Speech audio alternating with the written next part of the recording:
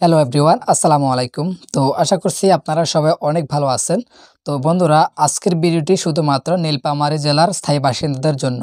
নীলফামারী জেলার স্থায়ী বাসিন্দারা কিন্তু আজকের ভিডিও অবশ্যই দেখবেন, মিস করবেন না। তো নীলফামারী জেলা প্রশাসকের কার্যালয়ে কিন্তু একটি নিয়োগ বিজ্ঞপ্তি প্রকাশিত হয়েছে। তো এখানে কিন্তু ওই জেলার সকল প্রার্থী আবেদনটি করতে পারবেন। নারী পুরুষ সকলে কিন্তু আবেদন করতে পারবেন। যদি আপনাদের শিক্ষাগত যোগ্যতা থাকে তাহলে কিন্তু আপনারা আবেদনটি করতে পারবেন। তো অবশ্যই আমরা আজকের ভিডিও দেখিয়ে দিব আবেদন শুরু কবে, শেষ কবে এবং আবেদন করতে কত টাকা প্রয়োজন, কি কি কাগজপত্র লাগবে, A to Z আমরা আজকের ভিডিওতে সম্পূর্ণ আলোচনা করব। তো যারা নীলফামারী জেলার প্রার্থী আছেন তারা অবশ্যই ফুল ভিডিওটি দেখবেন, একটু স্কিপ করবেন না। তো চলুন আমরা বিজ্ঞপ্তি নিয়ে আলোচনা করি।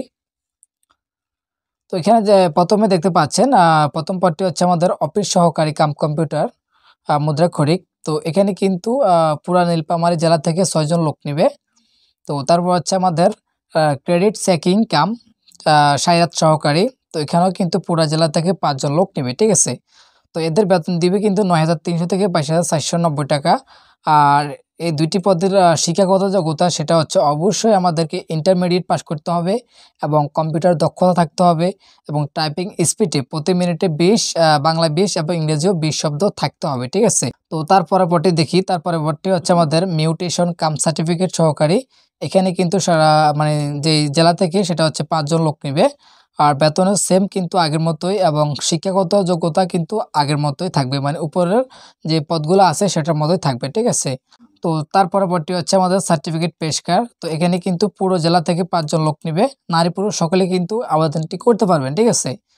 তো এখানে সেম বেতন এবং সেম যোগ্যতা, ঠিক আছে।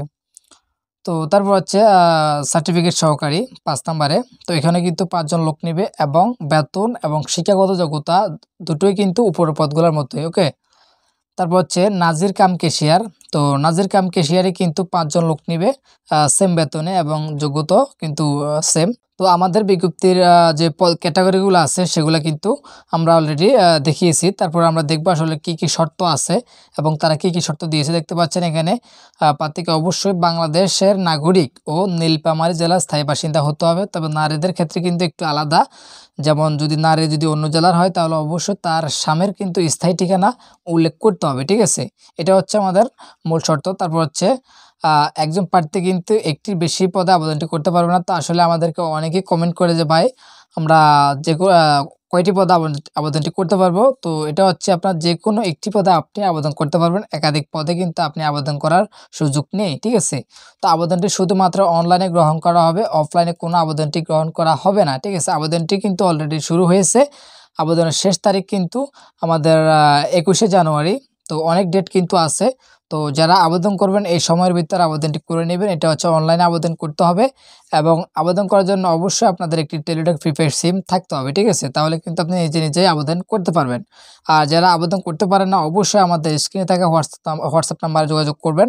আমরা কিন্তু আপনাদেরকে আবেদন করে সাথে সাথে PDF ফাইল আপনাকে পাঠিয়ে দেবো, ঠিক আছে। তো যদি নিজেরা আবেদন করেন তাহলে আপনাদের কি কি প্রয়োজন পড়বে। নিজেরা আবেদন করতে হলে অবশ্যই 300 পুরন 300 পিক্সেল একটি ছবিকে আপনি কেবি আকারে করে নিতে হবে এবং একটি স্বাক্ষরকে 300 পুরন 80 পিক্সেলে করে নিতে হবে, ঠিক আছে। এটা হচ্ছে আপনাদের নিজেরা অবশ্যই কাজটি করে নেবেন আগে যদি আপনি নিজে আবেদন করেন। তারপর এখানে কিন্তু আরও অনেক শর্ত আছে। আপনি টাকাটা কীভাবে পেমেন্ট করবেন সেটা কিন্তু অলরেডি এখানে দেওয়া আছে। আপনারা এটা দেখে কিন্তু টাকা পেমেন্ট করতে পারবেন। আর যারা নিজেরা আবেদন করবেন আপনাদের টেলিটক সিম নেই তারা অবশ্যই আমাদেরকে কমেন্ট করবেন। আমরা কিন্তু আপনাদের টেলিটক টাকাটা পেমেন্ট করে দিব। অবশ্যই আমাদের হোয়াটসঅ্যাপ নাম্বারে নক দিবেন, ঠিক আছে। তো টাকাটা এখানে কিন্তু দেওয়া আছে। আবেদন করতে কত টাকা প্রয়োজন আপনারা একটু দেখে নেবেন। তো আমরা নিচে চলে আসছি, আর কোনো শর্ত আছে কিনা আমরা দেখি। তো এবার আসি আমাদের প্রার্থীর বয়সের ক্ষেত্রে। তো দেখতে পাচ্ছেন প্রার্থীর বয়স হচ্ছে 22/12/2024 তারিখে। অবশ্যই প্রার্থীর বয়স কিন্তু 18 পূর্ণ হতে হবে এবং 32-এর উপরে গেলে কিন্তু হবে না। অবশ্যই এটার ক্ষেত্রে কিন্তু অ্যাফিডেভিট গ্রহণযোগ্য হবে না, ঠিক আছে। তো তারপর হচ্ছে আমাদের যে কি কাগজপত্র নেবেন আমরা একটু দেখি। শিক্ষাগত যোগ্যতার প্রমাণ সকল মূল কপি নিতে হবে, পরীক্ষার সময় মূল কপি নেবেন এবং প্রথম গেজেটেড কর্মকর্তা কর্তৃক চারিত্রিক সনদপত্র নেবেন। হচ্ছে যে আপনার যে সার্টিফিকেটগুলো আপনি যে কাগজপত্রগুলো নেবেন সম্পূর্ণ কাগজপত্র কিন্তু প্রথম গেজেটেড হচ্ছে BCS ক্যাডার দ্বারা কিন্তু এটা আপনি শর্তায়িত করে নিতে হবে, ঠিক আছে। তো তারপর আমি নিচে দেখি আর কোনো শর্ত আছে কিনা। তো দেখতে পাচ্ছেন কোনো শর্ত নেই। আজকের ভিডিওটি আমরা এখানে শেষ করছি। যদি আপনাদের কিছু জানার থাকে অবশ্যই কমেন্ট বক্সে কমেন্ট করবেন। আর যদি আপনারা আবেদন করতে চান তাহলে কিন্তু আমাদের স্ক্রিনে থাকা হোয়াটসঅ্যাপ নাম্বারে যোগাযোগ করবেন। আমরা কিন্তু আপনাদেরকে আবেদন করার সাথে সাথে পাঠিয়ে দিব। আর কিছু যদি জানার থাকে অবশ্যই কমেন্টে জানাবেন। আর ভিডিওটি অবশ্যই আপনার বন্ধুদের মাঝে শেয়ার করবেন, যেহেতু তারাও কিন্তু অ্যাপ্লাই করতে পারে। ধন্যবাদ।